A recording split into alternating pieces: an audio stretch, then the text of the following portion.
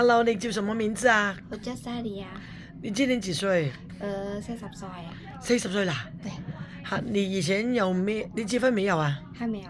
還沒有。有沒有打算結婚啊？還沒有打算結婚。還沒有打算。還沒有。有沒有男朋友？還沒有啊。沒有啊。真的？真的。哦，那好，我想知道你在香港工作多少年10年啊。10年啊？一個老闆。一個老闆。咁好啊。我知道，因為你老闆是跟我一起來的嘛。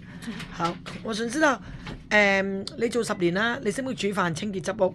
我識。識唔識聽廣東話？一點點。一點點，但係基本上我講廣東話你明㗎嘛？我聽得懂嘅。聽得懂嘅。對，聽得懂。但係講唔講到？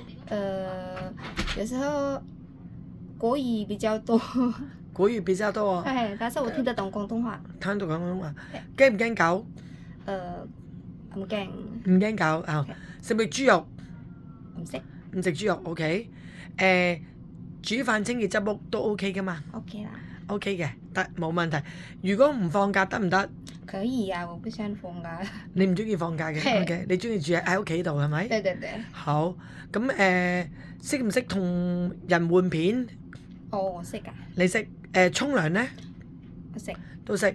咁幫佢抽痰嗰啲你都識㗎？我識㗎。